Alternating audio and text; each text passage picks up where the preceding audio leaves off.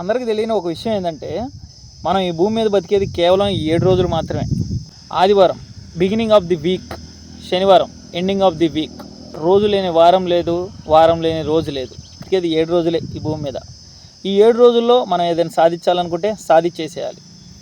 ఏదైనా నేర్చుకోవాలి, ఏదైనా కొత్తగా సృష్టించాలి. ఈరోజు నీ దారి కొత్త దారి కావచ్చు, రేపటి తరానికి అదే సరికొత్త దారి.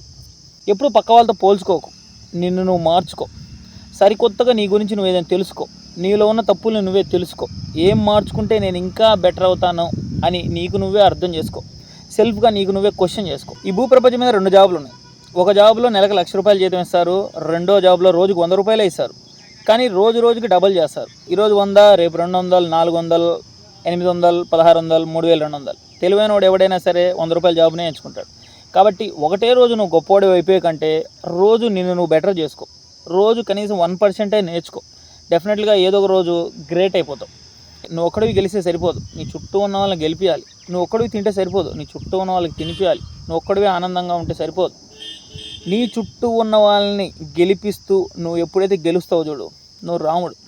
ఈ సొసైటీకి నువ్వు ఉన్నా లేకపోయినా సరే నీ ఐడెంటిటీ ఇక్కడ ఉంటుంది. ఎందుకో తెలుసా? నీ దగ్గర ఉన్న స్కిల్ని నీ చుట్టూ ఉన్న వాళ్ళకి అందరికీ నేర్పించావు.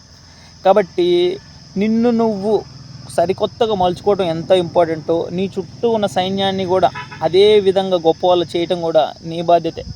ఎందుకంటే రాముడివి నువ్వు, నీ చుట్టూ ఉన్నవాళ్ళు నీ సైన్యం. నీ సైన్యం బలంగా ఉంటేనే నువ్వు బలంగా ఉండేది. సైన్యం కూలిపోతే రాముడిని చంపడం పెద్ద విషయం కాదు. సైన్యం చచ్చిపోయిందనుకో, రాముని ఒక్క బాణంతో చంపేయచ్చు. కాబట్టి నువ్వు రాముడివే, రాజువే, లీడర్వే. ఏం అవ్వాలనుకుంటున్నావంటే అది నీ సైన్యం పైన ఆధారపడి ఉంటుంది. కాబట్టి సైన్యాన్ని బలంగా ఉంచుకో, నిన్ను నువ్వు బలంగా తయారు చేసుకో.